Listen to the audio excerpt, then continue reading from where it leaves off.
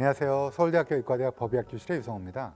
오늘은 시신 얘기를 좀 하려고 그러는데요. 제가 법의학 한 사람이니까 시신에 대해서 좀 말씀을 드리고 싶어서 오늘 좀 다양한 얘기를 하려고 합니다. 여러분 이제 시신을 왜 기증하느냐 이런 걸 할 때 간단하게 말씀드릴 수 있으면, 예를 들어 여러분들이 이제 연세가 좀 드셨어요. 나이가. 안면을 좀 피고 싶어요. 주름살을 살짝 예쁘게 이렇게 약간 처졌다 그러면 필 수 있잖아요. 뭐 피는 게 나빠요? 저는 그것도 필수 의료라고 생각합니다. 성형외과, 피부과 되게 중요한 과예요. 한 명의 의사, 내가 예를 들어 피부를 늘리려고 해도 고르고 골라서 간 분이 명의라면 그 명의가 어떻게 탄생했는지는 한 번쯤 궁금해할 수도 있잖아요. 어떻게 탄생했을까요? 당연히 본과 1학년 때 해부학이라는 시간을 했고, 그때 얼굴의 근육과 이 네 층이 있는데 이걸 거상할 때 이 층에 따라서 어떻게 고정하고 어떻게 해야지 이게 아주 자연스럽게 이렇게 되는 거를 기술이 개발된 거잖아요. 얼굴의 근육들은 되게 복잡하고 어렵고 뼈도 복잡하니까 이런 것들을 막 해야 돼요. 그러면 그걸 누굴 상대로 연습해야 돼요? 산 사람? 잠깐만요. 제가 레지던트 1년 차인데요. 잠깐만 일로 와서 제가 한번 해볼게요. 이렇게 할까요? 그럼 여러분 오실 거예요? 절대 안 되죠. 아니, 교수님이 옆에서 봐주면 되는 거 아닌가요? 그럴 수 있는 과도 있어요. 이제 아주 기본적인 거는 그럴 수 있는데, 예를 들어 성형외과를 생각하시면 어때요?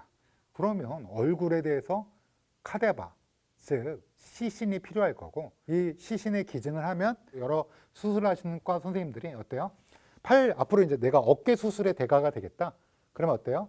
이분한테 하려면 당연히 이분은 어깨의 모든 걸 알고 있어야 되잖아요. 잘 모르는데 잠깐만 째볼게요. 막 이렇게 해부학 책 보면서 이게 그건가? 이럴 리는 없잖아요. 그러면 당연히 레지던트 때 충분히 카데바, 즉 시신을 통해서 이것들을 확실하게 공부를 하고, 그 다음에 이제 또 배움, 스승님한테 또 수술을 할 때 너 이거 알지? 잘 알고 있는 거에 대해서 수술하고, 이러면서 이제 명의가 탄생하는 거예요.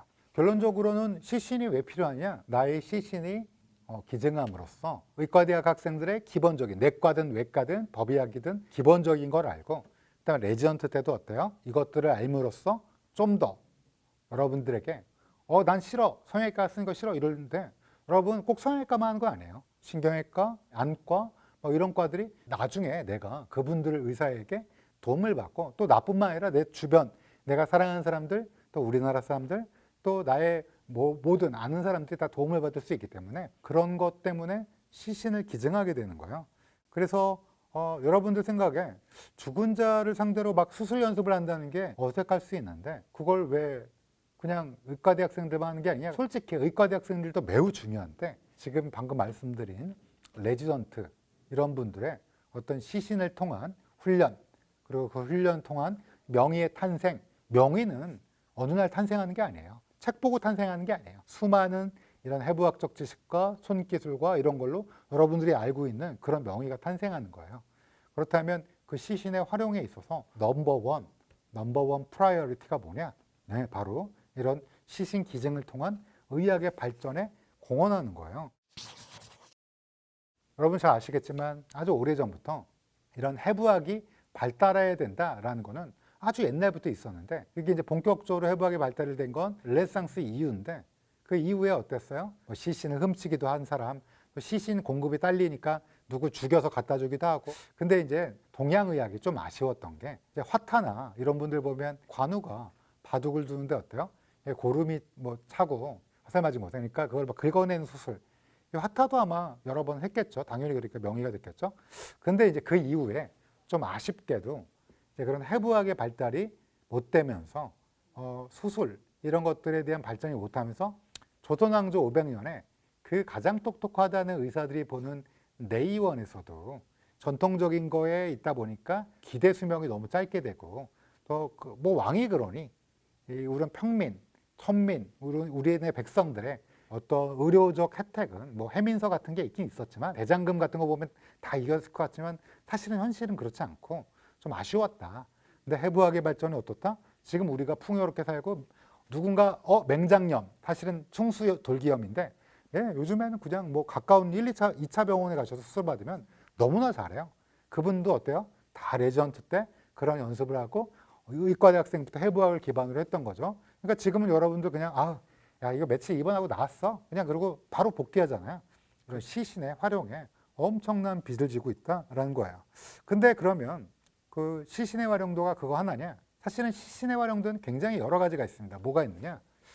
여러분 테네시 대학에 가면 의과대학에 법의 인류학 연구소가 있어요. 근데 거기는 시신을 기증받아서 그 해부하는 데만 쓰는 건 아니고요. 시신이 어떻게 부패되는 거에 대한 그런 연구를 합니다. 이게 이제 바디팜이라고 그래서 제가 언젠가 소개시켜 드릴 건데 처음에 의사가 만든 건 아니에요. 어떤 굉장한 분이 기증을 해서 그 땅을 기증해서 거기 테네시 메디컬 센터라고 서울대학교 병원처럼 있는 아마 이 주차장이라고 제가 옛날에 갔었는데 주차장 이 알파벳 이 구역 끝에 진짜 넓은 땅에 바디팜이 있습니다. 그거 기증하신 거예요. 그러면 그거를 막 콘크리트에도 넣어두고 그 나무 아래도 두고 뭐 여러 곳에 두면서 그 시신이 어떻게 변화하느냐 조금만 말씀드리면 신선사체라고 그러면 되게 막 야 신선 무슨 생선이냐 이럴 수도 있는데 저희가 그렇게 불러요. 신선사체가 되면 처음엔 괜찮다가 이제 며칠이 지나면 이제 구더기 같은 게 생깁니다. 파리가 알을 까면서 그러면서 몸속에서 대장에 있던 세균이 쫙 준동해서 올라오고 그러면서 가스를 형성하게 되고 또 세포 자체가 리소좀이라는 데서 효소가 나오면서 분해되면서 그래서 몸이 흐물흐물 녹아가고 또 파리가 구더기가 먹고 또 이 딱딱한 그 인대 이런 것들은 딱정벌레들이 와서 먹으면서 우리 몸이 이제 자연으로 돌아가게 되는 거 이런 것들이 잘 알려지게 된 건 어떻게 된 거냐? 이 바디팜, 테네시 대학의 바디팜 아직도 연구할 건 너무 많습니다. 사실 우리나라도 고려대학에서 이걸 이제 바디팜과 비슷한 걸 시도하려고 그랬는데 이제 시신이 아니라 돼지를 갖고 법의건축학 연구를 하려고 근데 이제 주민분들이 파리가 좀 끓고 그러니까 여기 썩은 거 있다 신고를 막 하셔갖고 안 되고 우리나라 국토가 좀 적다 보고 또 그런 큰 땅이 있으면 또 아파트도 지어야 되고 뭐 이러니까 그 좀 어렵다. 결론적으로는 이제 테네시 대학에 이런 것들을 많이 활용하게 되고요. 미국은 그런 게 발달하다 보니까 임바밍, 방부 처리, 시신의 보존 처리 기술이 월등하게 발달했습니다. 이제 우리나라는 전통적으로 사람이 죽으면 우리나라뿐만 아니라 전 세계적으로 사람에서 가장 두려운 게 내가 살아있는데 묻히는 거예요. 아직 안 죽었는데 죽었네 하고 묻혔는데 내가 깨어나 보니까 흙 속에 막 파묻혀 있어갖고 꺼내줘 막 이게 가장 무서운 거예요. 프랑스의 의사는 혀를 잡아 빼라. 죽은 지 3시간 지난 뒤에 혀를 잡아 뺐는데 뭐 괜찮으면 죽은 거다. 아니면 귀에다가 이거 진짜 실제 의학 저널에 있는 내용이에요. 옛날에 달궈진 쇠막대기를 귀에 꽂아라. 그러면 반응이 없으면 이 사람 죽은 거다. 뭐 이런 것들이 있었어요. 그 되게 끔찍하죠. 지금은 뭐 어때요? 죽음의 기준이? 지금은 심장을 전기적 신호를 이렇게 딱 측정할 수 있는 심전도 맥박 산소 포화도 골무처럼 끼는 거. 그 다음에 이제 중추신경계 반사가 어떻게 되는지 아는 거. 이런 게 딱 정립이 됐으니까 옛날처럼 쇠막대기로 막 귀를 지지고 혀를 집게로 잡아 빼고 심지어 발바닥에 이 굳은 살 부분을 칼로 베는 것도 한동안 프랑스에서 유행했어요. 죽었는지 안 죽었는지 모르고.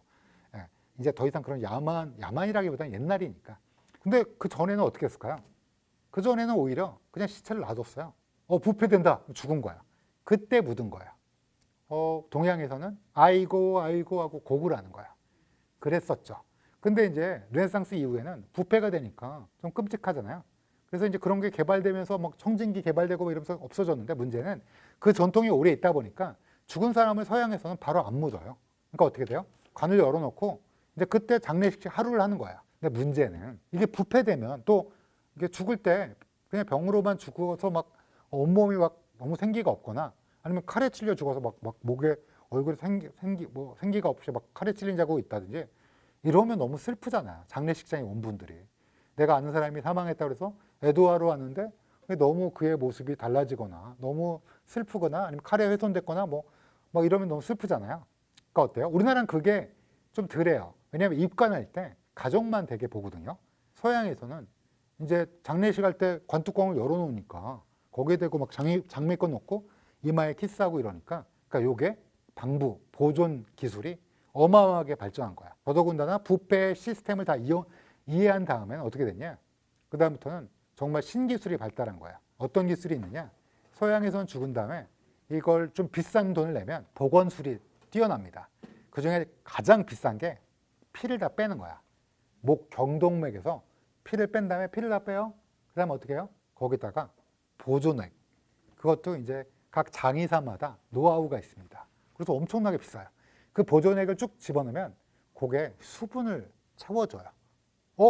피도 안 채워줬는데 어떻게 수분을 채워줘요? 물어보면 그게 수분을 채워줍니다. 그러면서 쭈글쭈글했던 할머니의 모습이 약간 발그레하면서 그게 이제 그들만의 레시피예요.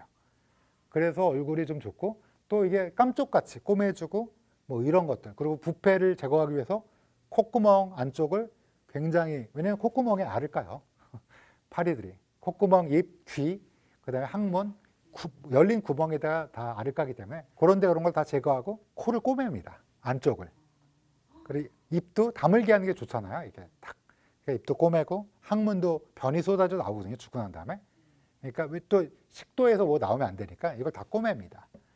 그래서 이제 그런 기술이 부패가 뭔지를 잘 아는 건 서양. 왜 동양은요? 동양은 빨리 묻어야죠. 그리고 어때요? 동양은 입관할 때만 가족만 보고 서양은 그런 전통 때문에 부패에 대한 그 의학적 지식도 상당히 얻게 되고 임바밍. 그러면서 이제 그거의 절정이 뭐냐? 러시아에서 가장 기술이 뛰어나다고 알려져 있는데 만수궁에 누가 있는 줄 알아요? 김일성, 김정일. 그리고 제가 레닌 얘기 한번 스탈린 얘기했는데 그들이 그냥 시체가 멀쩡하게 쫙 보존되어 있는 거, 그게 이제 이런 시신, 임바밍이라는 기술의 총화, 정수다. 그 다음에 시신에 대해서 그러면 활용된 게 또 뭐 있느냐? 뭐 있을 것 같아요? 지금은 더미라고 그래서 지금은 더미로 하는데 불과 20, 30년 전만 하더라도 더미라는 게 사실은 굉장히 어려운 거야. 왜냐하면 더미는 목, 팔다리, 관절 이런 게 다 구현이 돼서 실제 부딪혔을 때 꽈당하고 목이 굽어지는 거, 실제로는 안전벨트를 안 하면 꽝 부딪히면서 어때요? 꽝 부딪히게 되고 목이 꺾여요. 저희 옛날엔 많이 했어요. 요즘은 잘 안 하는데 교통사고를. 가슴 쾅 부딪히면서 어때요? 이 스티어링 휠 운전대 때문에 여기 그 안에 대동맥이 끊어지기도 하고 뭐 이러거든요. 근데 이런 것들을 옛날에는 시신으로 했어요. 다. 그래서 안전벨트를 왜 해야 되냐? 안전벨트도 처음에 논란이 많았어요. 이걸 왜 우리의 자유를 빼앗냐? 그랬는데 이게 굳어진 게 이런 여러 가지 실험을 하는데, 그럼 실험하면 이게 위험한지 안 위험한지, 이게 얼마나 안전한지를 확증을 해야 될 거 아니야. 그때 더미가 발달되기 시작한 게 얼마 안 됐으니까 옛날에는 시신을 기증받아서 앉혀놓는 거야. 꽝 부딪히면 시신을 해부한 다음에 이거 안전벨트 한 거랑 안전벨트 안 한 거랑 차이가 나는구나. 이런 생각이 약간 이상하죠. 끔찍하죠. 근데 그거를 했던 거예요. 그리고 추락하면 어떻게 되는지 궁금하잖아요. 그렇다고 산 사람을 추락한 다음에 죽게 할 수는 없으니까 그런 여러 가지 안전, 지금 우리는 안전이 확립되어 있는 비교적 이런 시대에 살고 있잖아요. 그러니까 어때요?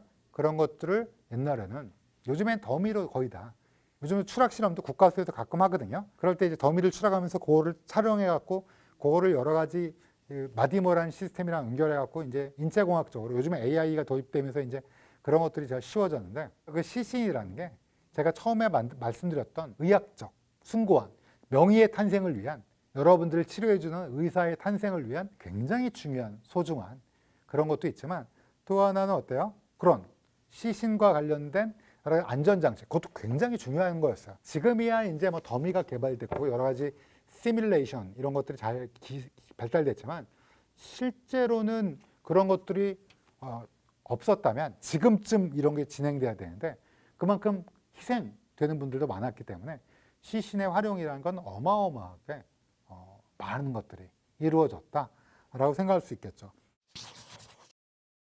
여러분들 이제부터는 약간 이게? 막 이럴 수도 있어요. 예를 들면 여러분 그런 얘기 들어봤어요? 기요탱 박사라고 들어보셨어요? 이게 이제 프랑스어로는 기요탱인데 영어로는 길러틴이라고 있습니다. 길러틴. 들어보셨죠? 안 들어보셨다고요? 단두대는 아세요? 쿵 하고 칼날이 떨어지면 목이 딱 잘리죠. 끔찍하죠. 이게 비인간적이기도 하고. 원래 사실은 프랑스에서는 교수대 목을 매는 거로 했었는데, 이제 관중 모으기가 좋고 또 기요탱 박사가 목을 딱 치는 게 바로 죽게 하니까, 왜냐면 그 목에 단두대에 세우면 버둥버둥 되니까 좀 끔찍하기도 하고 그러니까 길로틴 딱 목을 자르는 게 좋다. 오히려 인간적이다. 지금 우리 생각에는 뭐 오히려 인간적이란 말이 역설적인데 그럼 궁금한 거 있잖아요. 목을 딱 치면 얘기를 할까? 아니면 살아있을까? 목이? 라고 궁금해하는 사람들이 있어요. 사람은 너무 다양하니까. 여러분들은 어머! 끔찍해 뭐 이런 사람도 있겠지만 어떤 사람들은 어때요? 잠깐만 그러면 그게 말을 아니 혹시 살아있나? 이런 궁금한 게 있잖아요. 그 의사들이 대답을 해줘야 된다라고 생각해서 정말 한 100여 년 가까운 동안 여러 가지 실험을 했습니다. 죽은 사람 목을 갖고. 근데 이제 결정적으로 기요탱 박사가 아마 18세기 말일 거야. 비인간적이잖아요, 사실은. 목을 갖고 그래서 이걸 누가 했냐면 단두대 집행자한테 물어본 거야.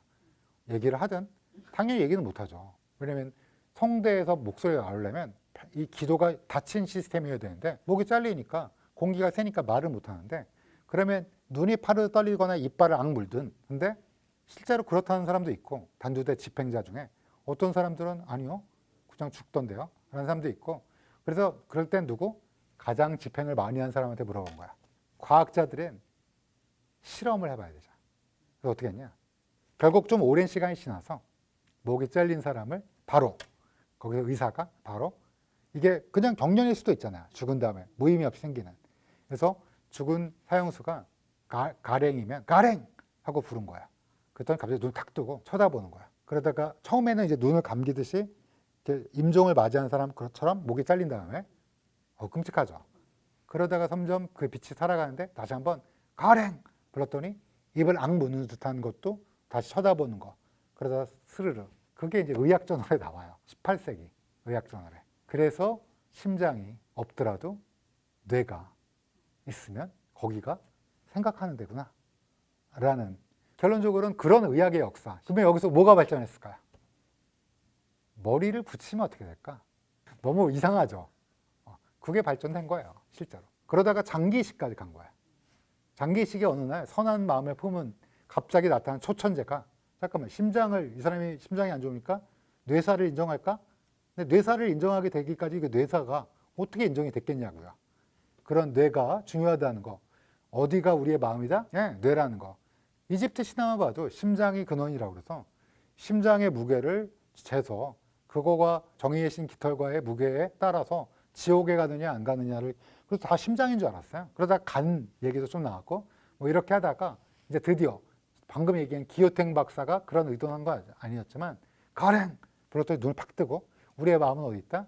여기 있다는 걸 알고 그럼 이제 뇌사가 나온 거죠. 그 뇌사가 나오고 한쪽은 이제 장기이식 쪽으로 간 거고 한쪽은 그냥 원초적으로 뇌를 붙이면 어떻게 될까? 궁금한 거야. 그래서 어떻게 했냐? 사람 갖고는 못하죠 당연히.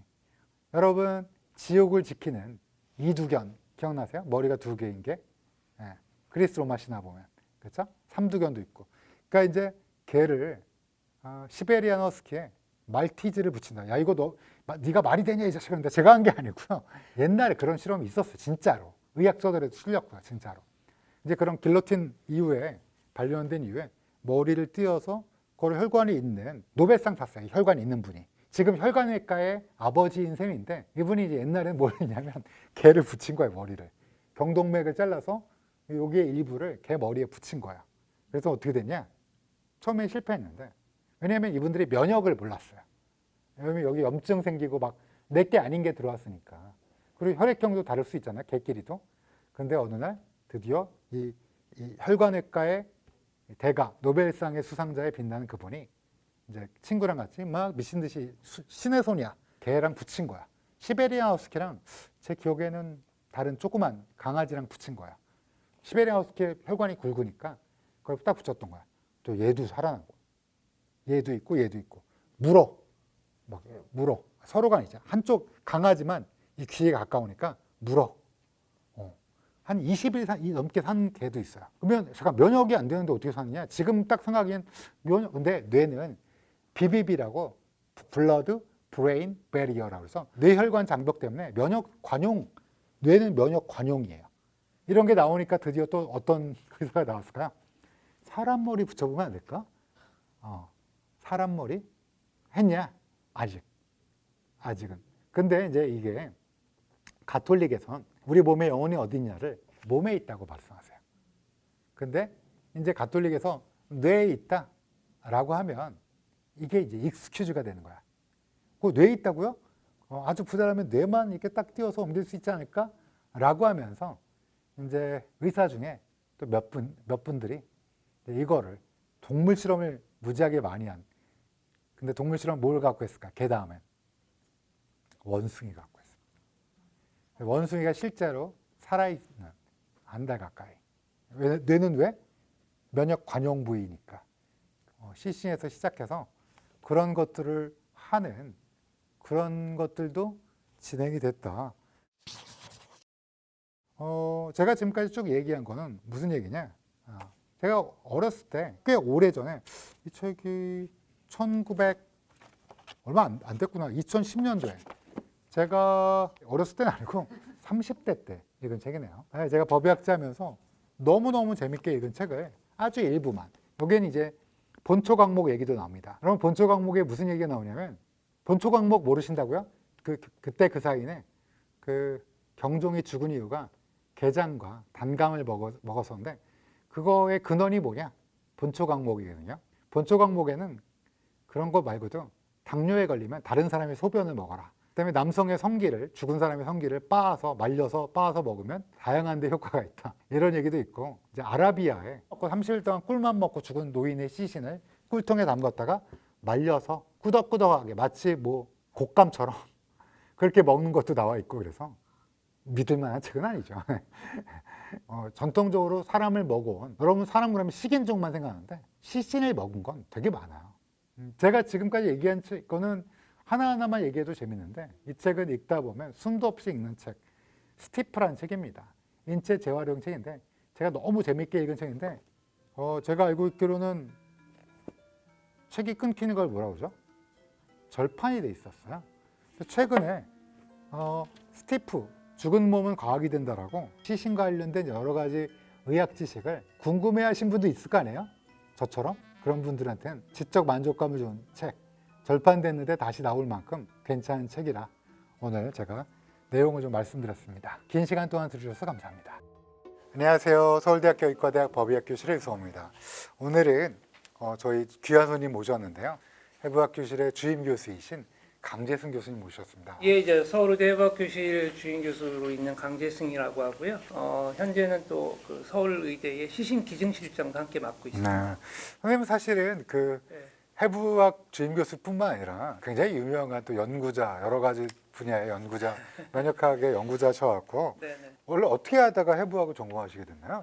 저는 원래는 이제 면역학을 전공을 했고 면역학에서도 종양면역 이제 암을 다루는 거죠. 그래서 암을 다루는 거는 임상적으로는 종양내과에서 주로 이제 항암 치료를 하고 기전에 대한 거는 생화학에서 이제 주로 깊게 하잖아요. 그래서 이제 저는 좀 예방 쪽에 대한 거를 좀 생각을 하고 그래서 이제 1999년도에 그 비타민 C의 세계적인 석학인 이왕재 교수님을 찾아갔죠. 그러면서 한 6년 정도 학위를 하고 난 다음에 이제 이왕재 교수님이 그때 이제 해부학도 같이 하게 됐죠. 그리고 난 다음에 바로 그 서울의대 교수 임용이 돼서 2005년부터 지금 20년째. 선생님 2005년부터 하셨군요. 네네네. 저는 2006년부터인데 저보다 1년 더 빠르게. 그러면 오랫동안 일을 해오셨는데 그 시신기증은 또 언제부터 담당하시게 되셨나요? 시신기증 실장을 하게 된 거는 이제 그 2년 됐습니다. 2년 됐고. 근데 궁금한 게 있어요. 시신기증이 정확히 뭘 하는 건지를 많이들 물어보시는데 시신을 기증하겠다 이런 분들 드라마나 영화에 보면 많이 나오잖아요. 이게 정확히 어떻게 되는 건가요? 일단 시신기증을 설명드리기 위해서는 이게 장기기증이라는 거의 개념도 그렇죠. 좀 설명을 드려야 될 것 같아요. 일단 장기기증이라고 하는 거 이제 우리 몸에 있는 장기를 결국 필요한 분한테 그거를 드리고 그분이 그런 어떤 손상된 장기를 새로운 장기로 바꿔서 결국은 뭐 질병을 치료하거나 수명을 연장하거나 하는 게 이제 장기 기증인데 장기 기증 같은 경우는 사실은 시신 기증하고 다른 점은 이게 시신 기증은 기증을 하게 될 경우에는 저희가 방부 처리를 해서 2년이고 3년이고 이제 모셔뒀다가 계속 쓸 수가 있지만 장기 기증은 뭐 교수님께서 더 잘 아시겠지만 돌아가시고 난 뒤에 바로 그걸 해야 되잖아요. 그래서 대표적인 게 이제 뇌사자의 장기라든지 그냥 자연살 하셨던 분들이라도 이제 바로 뭐 사용할 수 있으면 할 수 있는 그런 그 장기들을 사용해가지고 하는 게 이제 장기 기증이고, 그렇지만 두 개의 공통점은 본인이 기증하겠다는 의사가 반드시 있어야죠. 그 다음에 시신 기증의 경우에 있어서는 본인의 승낙뿐 아니라 유가족의 동의가 있어야 됩니다. 근데 사실 유가족의 동의가 이게 법적으로는 전혀 이게, 구속력이 없지만. 구속력은 없는데, 문제는 이 이제 돌아가시고 난 다음에 장례를 치르거나 할 때 저희가 시신을 모셔오려고 할 때 가장 큰 난관에 부딪히는 게 뭐냐면, 나는 우리 부모님한테 시신 기증이라고 하는 거에 대한 얘기를 들은 적이 없어요라고 하면서 이제 거부하는 분들이 계세요. 그러면 이제 저희가 그거를 못하죠. 실질적으로는 못합니다. 일단 본인의 그 의사도 중요하지만 유가족의 동의, 유가족이라고 하는 건 결국은 이제 결혼하신 분 같은 경우는 배우자분이나 직계, 그리고 미혼인 경우에는 부모나 형제, 이렇게 해서 동의를 받아서 저희가 이제 모셔와서 방부 처리를 하고, 그 대부분 한 80%는 의대생의 교육에 사용을 하고요. 의대생의 교육이라고 하면 이제 우리가 보통 본과 1학년 정도. 본과 1학년 해부학에 예. 이제 사용을 하죠. 많은 분들이 궁금해하세요. 정확히 어떻게 이걸 활용하느냐 그러는데 네. 사실은 의학의 기본이 해부학이고 뭐 혈관이 어디 있는지, 신경이 어디 있는지, 근육이 어디 있는지, 뼈가 어떻게 돼 있는지 이런 걸 아는데 그분 기증된 시신을 활용하게 되는 거죠. 그렇죠. 기증된 시신을 활용을 해서 뭐 더 정확하게 표현하면 머리부터 발끝까지 저희가 다 학생 교육용으로 이제 활용을 하는 거죠. 그리고 이제 그 외에는 전공의들. 그렇죠. 예. 이제 수술을 하고 그러려면 예를 들면 정형외과다. 그러면 예. 이렇게 근육에 뭐가 있는지 알아야지 또 수술하고 그렇죠. 그러는 거죠. 예. 수련의, 전공의 이런 분들에게도 시신을 활용해갖고 공부할 수 있도록. 그렇죠. 그래서 저희가 주로 하는 게 이제 정형외과, 성형외과, 그다음에 이비인후과, 수술과들은 모두 1년 차 때 이제 환자를 보고 수술 끝나고 난 저녁 시간에 와가지고 직접 그 시신을 해부를 하죠. 물론 이제 그 살아 계신 분을 수술할 때의 생체와 좀 다르죠. 고정된 시신은 다르기는 하지만 그래도 기본적인 어떤 지식이나 이런 거를 습득을 하고 그 다음에 수술에 임하거나 하는 거는 완전히 다른 그런 차원이기 때문에 그런 쪽에서도 저희가 그 전공의들한테도 제공을 하고요. 또 하나는 공익적인 차원에서도 활용을 하는데 이제 그건 뭐냐면 119 소방대원들, 최근에는 국군 유해감식단이라고 하죠. 그분들을 저희가 이제 프로그램을 짜가지고 교육을 하는, 퍼센테이지로 따지면 80%는 의대생 교육에, 그다음에 한 15%는 전공의 교육에, 한 5%는 그런 공익적인 측면에서 저희가 이제 접근을 하고 있죠. 야, 그렇다면 시신 기증으로 앞으로 또 다른 새로운 생명을 살릴 수 있고 수술을 할 수 있게 하고 또 공익적 목적에 활용하는 굉장히 중요한 역할을 하는 게 시신 기증이네요. 그렇죠. 그래서 저희가 학생들의 실습을 시작하기 전에 항상 그 미령제라고 하는 거를 지냅니다. 모든 학생들이 대강당에 모여서 기증하신 분들에게 고마운 마음을 가지고 경건한 마음을 가지고 이제 그 미령제가 끝나면 기증하셨던 분들을 화장을 해서 모셔놓는 또 그 봉안 시설이 있거든요. 예, 그 봉안 시설을 또 한 바퀴 이렇게 딱 돌고 첫 실습을 시작을 하죠. 그리고 이제 종교적인 재단을 가지고 있는 대학들, 예를 들면 반포에 있는 가톨릭 대학 같은 경우는 이제 신부님이 직접 미사를 하십니다. 하기 전에. 그리고 이제 끝나고 나서도 위령 미사를 드리고, 그리고 자체적으로 이제 용인의 천주교 묘역에 기증하신 분들을 모시는 묘역이 또 따로 있고요. 이거는 뭐 우리나라의 예는 아니지만 제가 2018년도에 그 홍콩에서 하는 아시아 태평양 해부학회 가서 외국의 시신 기증과 기증하신 분들에 대한 예우 이런 거에 대한 거를 이제 제가 세션을 하나를 맡아가지고 했는데 정말 인상 깊었던 거는 대만의 경우에 있어서는요. 대만은 그 우리 흔히 얘기하는 불교가 이제 굉장히 많이 성황인 그런 나라인데 해부학 실습 시작하기 전에 각 조별로 스님들이 한 분씩 오셔가지고 조별로 그 불경을 웹니다. 그러면서 돌아가신 분을 추모를 해요. 넋을 좀 예, 넋을 달래고 끝나고 난 다음에 오셔가지고 또 불경을 외고 그리고 난 다음에 학생들은 그 돌아가신 분을 뭐라고 부르냐면 사일런트 멘토라고 부릅니다. 침묵의 멘토. 예, 침묵의 스승. 스승. 예, 그러니까 저희는 그냥 뭐 해부 시신을 카데바라고 얘기를 하잖아요. 그러니까 거기서는 굉장히 그 기증하신 그분들에 대한 뜻을 존중해주는 이제 그런 표현을 쓰더라고요. 그래서 와 정말 이거는 우리도 좀 어떻게 본받아야 될 부분이다라고 이제 생각을 했는데 그러고서 이제 그 사일런트 멘토에게 학생들이 자기네가 한 학기 동안에 어떤 점을 배웠고 어떤 의사가 되겠다라고 하는 그런 다짐을 쓰는 편지를 갖다가 이제 그 자리에서 또 읽어요. 또 서울대학에서도 네. 그 봉안 시설에다가 존중의 의미라고 저희가 또 위령제도 드리고 저희도 최선을 다하지만 또 그런 면은 조금 받아들일 만한 것도 있네요. 그렇죠. 위령비도 있고요. 저희 대학에 그렇죠. 있죠. 예, 사실은 서울 시내의 어떻게 보면 대학로가 중심, 종로구 그렇죠. 중심이잖아요. 중심에 사실 그런 시설이 있는지는 잘 아시는 모르시죠. 분이 잘 없습니다. 근데 이제 기증하신 분의 유가족분들은 기일이나 명절 때 오셔가지고 부모님이나 조부모님에 대한 그런 숭고한 뜻을 이제 추모하고 기리는 이제 그런 의식들을 많이 하시죠. 예. 교수님, 저희 우리나라에서 시신기증을 신청하는 사람은 얼마나 되나요, 실질적으로? 이게 통계가 정부에서도요.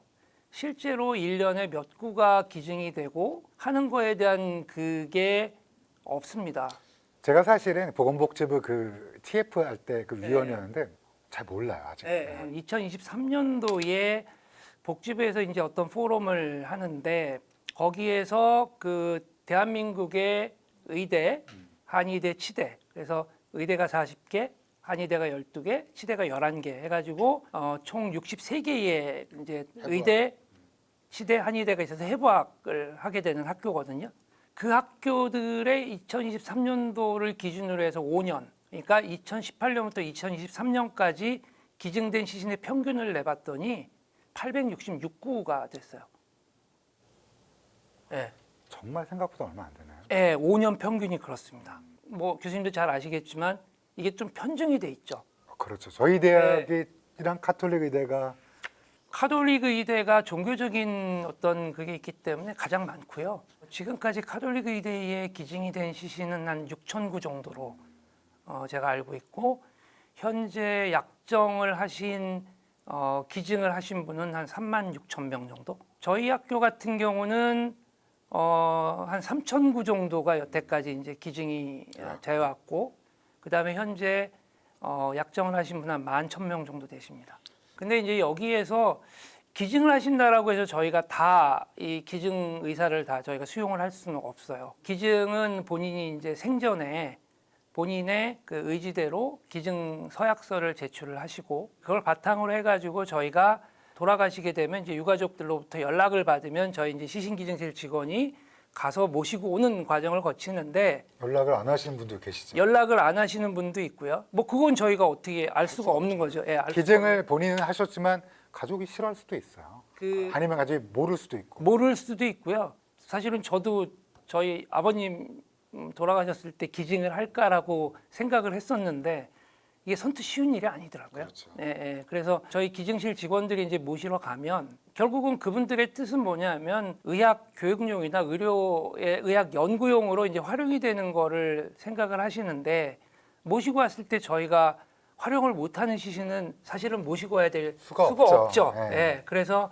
가서 딱 봤을 때 뭐 사인이 전염병, 그러니까 예를 들면 코로나. 뭐 최근에는 코로나 바이러스, 그 다음에 HIV 같은 에이즈 면역결핍성 바이러스라든지 간염 바이러스나 결핵, 활동성 결핵이 있는 분들은 저희가 받을 수가 없고, 그 다음에 이제 이미 뭐 한번 부검을 했다거나 수술을 했다거나. 수술을 여러 번 했다거나 장기 기증을 했다거나 하시는 분들 받을 수가 없고요. 유가족분들이 가장 이해 못하겠다라고 하시는 게 저희가 시신 보관 시설에 보관 여유가 없을 때 서울의대에 지금 거의 한 11,000명 가까운 분이 약정을 하셨지만 서울의대에서 수용할 수 있는 그 해부용 시신은 59거든요. 저희가 1년에 학생 실습용, 전공의 실습용으로 쓰는 거는 한 25구 정도입니다. 그분들의 그런 어떤 그 숭고한 뜻을 저희가 다 수용을 할 수가 없어요. 그래서 이 부분에 대한 건 제가 이제 시신 기증실장이 되면서 학교 측에다가 이제 요청을 했어요. 적어도 2배 정도는 늘려달라. 옛날에는 저희 법의학 교실에 그 시신 보관할 수 있는 시설이 있었는데 네. 그게 저기 지금 융합관 하면서 예. 우리가 좁아졌잖아요. 거의 공간도 없어지고 예. 해부학 공간도 줄면서 사실은 2배 이상 더 확보 공간도 있었어야 되는데. 그렇죠. 예. 그래서 이제 그거를 뭐 좀 확충하는 이제 그 과정을 지금 하고 있어서 혹시 뭐 이 방송을 보시는 분, 유튜브를 보시는 분 중에 서울의대에 기증을 하셨는데 이거에 대한 시설 때문에 저희가 못 받는다라고 얘기하는 그런 얘기가 되더라도 조금 이해를 해주셨으면 하는 게 이제 바람입니다. 예. 많은 분들이 궁금해하실 것 같아요. 잠깐 근데 왜 꼭 해부로 시신을 직접 해부해야 되냐? 네. 요즘 디지털 VR 같은 게 너무 잘 돼 있지 않냐? 어떻게 생각하십니까, 교수님? 그거와 관련해서는 제가 아까 말씀드렸던 아시아 태평양 해부학회를 갔을 때 싱가포르 대학을 제가 한번 방문을 했던 적이 있어요. 싱가포르 대학이든 미국에 있는 대학들은요, 의대 학생 본과 1학년이라고 하더라도 직접 해부를 안 하는 경우들이 많아요. 그러면 이제 이 학생들한테 해부학 교육을 어떻게 하느냐? 프로섹터라고 해서 우리의 조교와 같은 그런 직책인데 그 해부만 전문으로 하는 그런 직책이 있어요. 그래서 이분들이 정말 섬세하게 해부를 다 해놓습니다. 학생들은 그 구조물들을 눈으로 확인을 하는 이제 그 과정을 거치거든요. 그러면서 이제 거기에 대한 보조적인 걸로 그 VR이라고 하는 가상현실을 통해서 이제 학생들에게 어떤 그 관련된 해부학적인 지식을 전달해주는 그런 교재들이 많이 지금 개발이 되고 있는데 문제는 뭐냐 하면 예를 들어서 이제 저 같은 경우는 해부학에서 머리목 쪽 강의를 하는데 뭐 교수님도 아시겠지만 머리목은 굉장히 좁은 부위고 복잡하고 시신을 고정하게 되면 그 근육끼리 이제 붙게 되고 거기에 혈관이나 신경들도 이제 붙게 되기 때문에 이걸 박리하는 게 쉽지가 않거든요. 이 그 VR이나 AR 기반은 거의 대부분이 뭐냐 하면 CT 이미지를 갖다가 다 모아가지고 제조합한 그런 거고 그래서 이게 정상적인 인체에서는 이렇게 보이는데 너희의 시신에서는 이게 고정하는 과정에서 안 보일 수도 있어라고 하는 이제 보조적인 거에 대한 걸로는 활용이 가능하지만 그것을 가지고 하기에는 아직까지는 조금 좀 시기상조라고 생각을 하는 게 일단은 장비 자체가 고가고요. 그 장비의 CT 이미지라고 하는 게 사람마다 이게 다 조금씩은 다르잖아요. 그러니까 그게 굉장히 많아야 돼요. 그리고 이제 그분들 동의를 다 받아야 되거든요. 개인정보기 때문에. 그래서 그거 가지고 만들어 놓으면 그걸로 끝나는 게 아니라 거기에다가 뭐 이 부위는 무슨 부위라고 해가지고 어노테이션이라고 하죠. 그런 걸 이제 다 달아주는 작업을 해야 되거든요. 또 몸으로 직접 질감을 느끼고 안쪽의 구조물을 들여다보는 연습은 이런 VR로는 할 수 없는. 그건 당연한 거죠. 최근에 이제 그 여러 가지 그 해부용 시신을 이용한 조금 영리 목적의 그런 것들이 사회적인 이슈가 되면서 그거 여쭤보려고 그랬어요. 아까 공익적 목적으로 우리 소방관이나 당연히 이걸 알아야 되는 분도 할 수 있는데 이제 이게 유료 강의를 해갖고 약간의 국민들이 많이 오해하기도 하고 네. 뭐 말이 되냐 내 시신 기증한 것 같고 네. 그거는 사실 어떻게 된 건가요? 거기에서 제가 좀 안타까웠던 게 뭐냐면 그때 당시에 의과대학 증원을 하면 안 된다라고 하는 거에 대한 그 배경 요인으로 해부학 시신이 부족하다라는 이제 그런 공감대가 있었죠. 예, 공감대가 있었단 말이에요. 모 대학에서 그 대학은 그 해부학 연구소가 있고요. 맞아요. 그 연구소는 자체적으로 그 연구소 운영비를 조달을 해야 되기 때문에 그런 워크숍을 되게 많이 합니다. 시신이 포르말린 고정한 시신도 있지만 프레시 프로즌이라고 해서 그냥 얼려서 바로 쓰는 시신들이 있는데 임상 선생님들은 그런 시신을 더 선호하시죠. 그래서 이 프레시 프로즌이라고 하는 게 한국말로 해석을 하니까 신선한 해부 시신이 된 거예요. 근데 이제 신선이 우리 무슨 식품에 많이 써서 네. 그런데 저희 사실 많이 쓰잖아요. 신선이란 네. 말. 그래서 저희는 그냥 포르말린으로 고정된 시신의 반대말이 프레시 프로즌이잖아요. 프레시 카데바. 신선한 카데바 이래버리니까 일반인들은 그러면 의대생들은 뭐 썩은 카데바로 하는 거예요. 뭐 이러면서 이제 그게 좀 이슈가 되는데 더 이슈가 됐던 거는 알고 봤더니 비의료인들, 물리치료사나 그다음에 요가 강사나 필라테스 강사분들의 어떤 워크숍에 이제 활용을 한 거죠.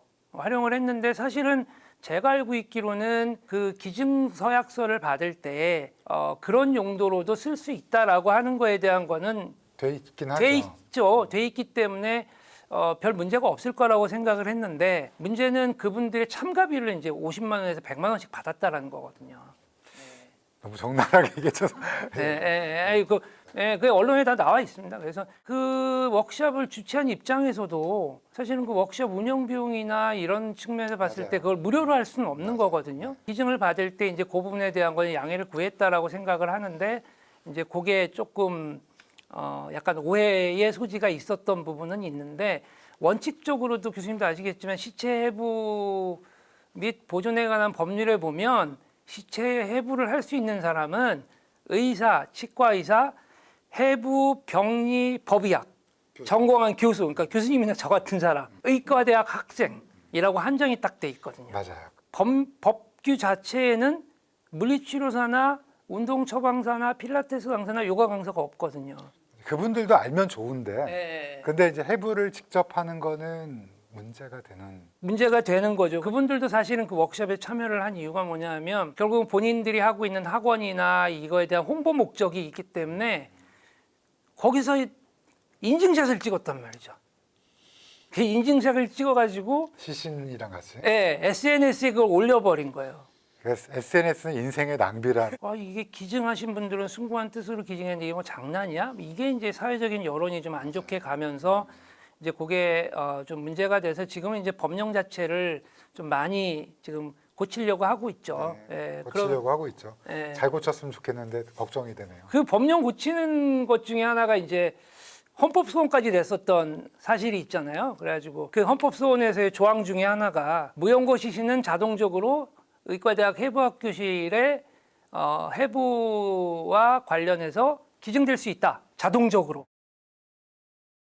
라는 얘기를 하니까 이제 그때 당시에 루푸스 환자였던 여성분이 부모님 일찍 돌아가셨고 형제자매하고 한 30년 동안 연락이 안 되는 상황이니까 그럼 내가 갑자기 죽으면 나는 내 의사하고 상관없이 해부용 시신이 될 수 있겠네 하면서 이제 헌법재판소에다가 소원을 냈고 거기에 보면 이제 자기 의사 결정권, 행복 추구권, 인간의 존엄 이거에 위배된다 이래가지고 이제 그때부터 더 확실하게 시신 기증은 무조건 본인의 의사의 확실한 의지를 물어야 된다. 영상을 보시는 분 중에서 시신 기증을 생각하시는 분이 계시면 네. 이거 질문하시는 게 많을 것 같아요. 장례는 어떻게 치르는지. 장례는요. 이게 의대 증원 사태가 있기 전까지는 한 2년에서 3년 정도 2년에서 있다가 3년 다시 정도? 이제 시신을 돌려드리는데 그 과정에서 제가 한 가지 좀 에피소드를 하나를 말씀을 드렸으면 좋겠어요. 제 고등학교 2학년 때 담임 선생님이신데 스승의 날 때나 이때마다 이제 제가 연락을 드렸고 당신의 제자가 서울의대 해부학 교수 주임 교수가 됐다라고 하는 거에 대해서 되게 자랑스럽게 생각을 하셨어요. 그러면서 뵐 때마다 내가 죽으면 내 시신을 서울의대에 기증할 거야라고 말씀하셨거든요. 그런 말씀하지 마시고 오래 건강하게 사세요라고 했는데 어느 날 저한테 SNS로 선생님 부고가 왔어요. 그래서 보니까 빈소가 분당 서울대 병원이에요. 그리고 이제 전 집이 분당이거든요. 가서 조문하고 집에 가야지 하고서 이제 버스를 타고 가면서 딱 봤는데 장지가 서울대학교 의과대학인 거예요. 그건 뭐냐면 서울대 의대에 기증을 하신 분들은 장지가 서울대학교 의과대학입니다. 빈소를 차려놓고 3일장이 끝나는 날 저희 직원이 가서 모시고 와요. 그러니까 장례식장 사용 비용 저희가 다 대드리고요. 장례는 일단 그 3일은 고인을 모시고 그리고 난 다음에 저희가 이제 모시고 와서 입관까지 다 하고 이제 관체로 모시고 와서 저희 직원이 시신 고정하는 고정실에서 이제 고정을 하거든요.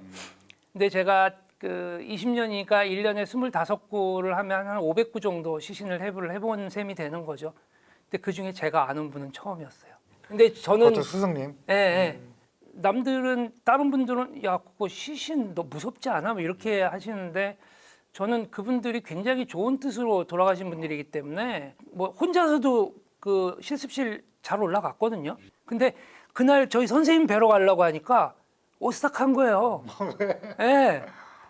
그래갖고 이제 저희 조교 한 명 불러가지고 같이 가자. 그래갖고 이제 가서 봤는데 너무 평온하게 돌아가셨고 이제 저희 선생님 모시고서 학생들 실습 잘했고 이제 화장을 저희가 해드리거든요. 화장 비용도 다 대드립니다.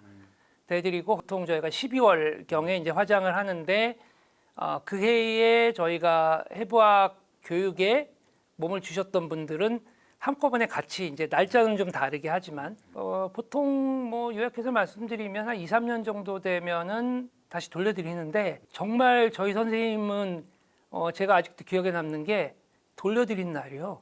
돌아가신 날이었어요. 화장하신 날이. 그러니까 전 그걸 일부러 맞추려고 한 게 아니었거든요. 근데 선생님이라 의미가 부여가 된 걸 거예요. 예. 근데 그게 또 맞아갖고 또 마음속에 또 예. 여러 가지 생각이 들으셨겠네. 예, 그래서 전 선생님한테 너무 감사하고 저희 학생들한테도 그래, 감사해요. 항상 그런 얘기를 합니다. 이 지금 여러분들 앞에 누워 계신 이분이 그냥 단순히 그냥 모르는 분이 아니라 여러분들 생전에 어떻게 해서든 여러분들하고 인연이 있었던 분들이기 때문에 여러분들한테 고귀한 몸을 내주시고 여러분들이 훌륭한 의사가 될 수 있는 밑거름을 만들어 주신 분이라고 생각을 하기 때문에 평생 감사해야 된다. 예. 일명 메이저 대학이라고 부르는 이런 데는 사실은 기증자분들의 숭고한 뜻 때문에 저희가 학생들이나 전공의 교육에 큰 문제는 없는데 네. 잠깐 나왔었던 의대생 증원 문제 때문에 카데바 수급이라는 그 논쟁이 됐을 때 네. 실질적으로 좀 어려운 대학들은 외국에서 수입해야 되는 거 아닌가 막 이런 얘기도 나왔었잖아요. 네. 이게 현실적으로 가능한 대안인가요? 저는 불가능하다고 생각합니다. 예. 그 외국에서 수입을 하게 될 경우에 저희는 그 해부용 시신을 갖다가 받는 거에 대한 기준이 명확한데 특히 가장 대표적인 건 전염성 질환이거든요. 그러니까 시신은 바이오 해저드, 즉 네. 위험 물질이죠. 생체 물질이에요. 예, 위험 생체 물질이기 때문에 그 과정을 얼만큼 철저하게 제어를 하면서 수급을 할 것이냐에 대한 부분이 사실은 좀 저는 먼저 선결돼야 될 조건이라고 생각을 하거든요.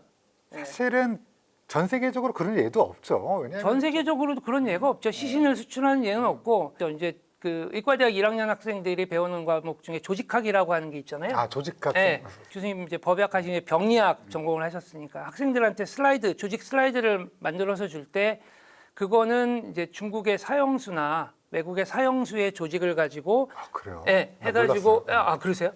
그래가지고 이제 그거를 수입해가지고 그 염색을 해서 학생들한테 하는 몰랐어요 그거. 예, 예전에 요즘은 7, 80년대엔 그랬어요. 근데 요즘은 네. 이제 그렇지 않고요. 요즘은 그 조직은행이라고 하는 게 또 그렇죠. 있고, 조직은행이 있으니까. 조직은행이 있고 그다음 뇌은행이라는 데가 있고 하기 때문에 국내에 그 조직을 기증하시는 분들이나 뇌를 기증하시는 분들의 어떤 그런 조직들을 이용해서 충분히 할 수 있는데 예전에는 이제 그러한 것도 안 됐을 경우에는 이게 조직학 슬라이드 같은 경우는 수입을 한 경우들은 있었는데 이게 전체적인 홀바디 시신을 갖다 수입한다라고 하는 건 저는 그거는 그건 무리수죠. 무리수일 것 같아요. 그리고 그 의대 증원 관련해 가지고 뭐 하나 좀 참고적으로 말씀을 드리면 제가 작년에 그 이제 국가 과제를 하나를 수주를 해서 전국의 40개 의과대학에 해부학 교수의 현황, 조교의 현황을 제가 조사를 해봤거든요.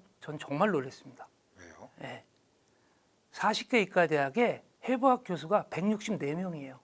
한 학교당 4명이네요. 한 학교당 4명인데 저희 대학만 해도 10명, 10명이고 연대도 10명. 10명, 고대도 8명, 카톨릭 의대도 10명. 그러니까 다 수도권에 몰려 있으니까 해부학 교수님의 숫자가 더 문제네요 지금은.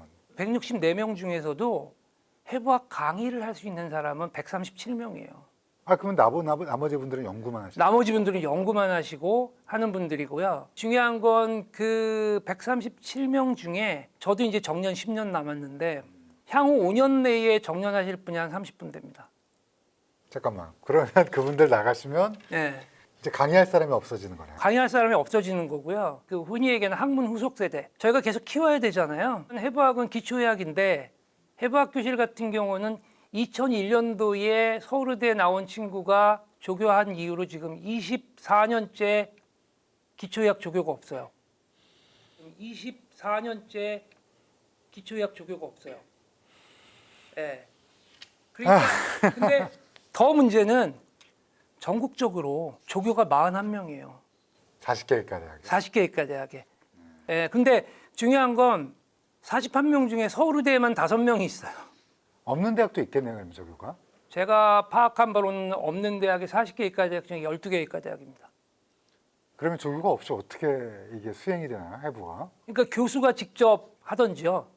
교수가 직접 할 때 그 시신 기증실에 시신을 받아서 고정을 하는 걸 저희 기사, 테크니션이라고 하잖아요. 기사님들이 하죠. 기사 선생님들이 그걸 이제 옆에서 도와주는 형태. 야, 되게 열악하네요, 진짜로. 제가 뭐 오늘 출연하게 된 계기 중에 하나도 해부학 관련된 얘기들을 말씀을 드린과 동시에 이 해부학 교육에 대한 현실. 왜냐하면 해부학은 교수님도 아시지만 그 뭐 누구나 다 인정하는 부분이잖아요. 의사가 되기 위해서는 필요한 가장 필수적인 학문인데. 진짜 기본이 되는 학문. 예, 예. 이걸 제대로 안 해놓으면 문제가 계속 쌓이는 거죠. 그렇죠. 일단 그 교육을 할 수 있는 사람들이 이게 뭐 어느 날 하루 아침에 너 해부학 교육해 해부학은 안 됩니다. 예. 예를 들어서 조교가 된다고 하더라도 조교들 같은 경우는 3년 차나 돼야지 학생들을 실습을 지도할 수 있을 정도가 되거든요. 그러니까 이게 단시간 내에 될 수도 없고. 야, 그러면 시신 기증의 문제보다는 교수님 말씀 들어보니까 가르칠 사람도 문제가 없어서 이제 문제가 되는 거네요. 그렇죠. 야, 그러면 지금 시신 기증 오늘 모셨는데 예. 해부학의 위기네요, 진짜로. 저희 법의학도 사실은 위기라고 늘 얘기하는데 기초의학의 위기라고 기초의학의 봐야죠. 전반적인 위기네요. 예, 예. 저하고 같이 있었던 조교 중에 하나는 발령을 받아서 지방에 있는 지방인 대학으로 갔어요. 갔더니 너무 황당하더래요. 왜냐하면 저희는 땡시라는 걸 보잖아요. 그렇죠. 시신 해부 실습 끝나면 보고 요 신경이 뭐냐? 신경의 이름을 쓰시오, 혈관의 이름을 쓰시오, 근육의 이름을 쓰시오 이걸 하잖아요. 그 대학은 땡시를 안 봤답니다. 그럼 어떻게? 아예 실습 시험을 안 봤대요. 그냥 관광 실습한 다음에 끝? 끝. 그러면 공부를 안 하는데 보통 애들이 시험을 봐야지 공부를. 그래서 이 친구가 가가지고 가자마자 했던 게 땡시를 보기 시작했답니다. 그래서 이 친구 부임하고 난 다음에 애들은 해부학을 너무 힘들어했대요. 그 전에는 그냥 그 전에는 그냥 외워서 필기 시험만 보면 되는데 실습 시험까지 봐야 되니까. 이게 해부학이라는 게 사실 구조물이고 몸으로 체화하고 어디에 있고 또 이게 어떤 걸 작용하고 이런 총체적으로 할 때는 머릿속에 있어야지 이 손가락 움직일 때 무슨 신경이 그럼요. 작용하는지 네. 이런 거를 알아야지 의사인데 그렇죠. 예. 약간 걱정된다. 그런 거 잘 안 배우면 의사 네. 선생님들이 되면 예. 좀 걱정이 되는 면도 있는데요. 그러니까 이제 그게 어떻게 보면 의학 교육에서 총체적인 위기가 될 수도 있는 거고요. 일부 지방 대학에서는 아예 해부학 교육을 임상과에서 내려와서 그냥 블럭 형식으로 그냥 이론으로 쭉쭉 이론으로 쭉쭉쭉 하는 그런 대학들도 있어요. 아, 너무 걱정돼. 우리 땅이 꺼질 것 같은데 밤새. 어쨌든 지금까지 명맥을 유지되어 나온 건 다시 원래대로 돌아가면 정말 숭고한 뜻으로 기증하신 분들 그러니까 그런 분들이 있기 때문에 그래서 이제 저희도 인적 자원이 부족하고 시설이 부족한 그런 상황에서도 최선을 다해서 학생들을 가르치려고 하는 거고 맞습니다. 좋은 의사를 만들어내려고 이제 노력을 하는 거죠. 교수님 마지막으로 네. 시신 기증제도 네. 사실은 뭐 해부학 교수님 너무 적은 상황에서 그래도 네. 시신 기증제도가 앞으로 좀 개선되고 보완돼야 될 게 뭐가 있는지. 뭐 그거는 교수님하고도 어떻게 보면 공감대를 형성할 수 있는 부분 중에 하나고 정부에서의 움직임 중에 하나가 뭐냐면 이 해부학에 사용되는 시신을 정부에서 중앙 관리하겠다. 네, 그거 엄청 반대했다가 이제 뭐 안 나가잖아요. 그게 이제 결국은 장기은행 맞아요. 개념으로 해가지고 이게 장기를 기증을 하면 수여자하고 공여자를 연결해주는 이제 그런 의미인데 아까도 말씀드렸다시피 가장 기증이 많이 되는 데는 천주교 재단인 가톨릭 대학이란 말이죠. 기증제의 뜻이 그 대학을 통해서 한 그렇죠. 거니까요. 예. 그분이 가톨릭 대학에다가 기증을 했는데 종교적으로 물론 그 종교적인 다른 대학을 얘기하는 게 아니라 뭐 불교 대학인 동국대학이나 그다음에 원불교 대학인 저 원광대학이나 이런 데에서 원치 않으실 수도 있죠. 해부를 한다면 그분의 뜻하고도 반하는 거고 그다음에 그분의 유가족분들이 별로 원하지 않으실 수 있거든요. 예. 그거는 어떻게 보면 중앙에서 관리하는 건 사실은 저는 좀 반대입니다.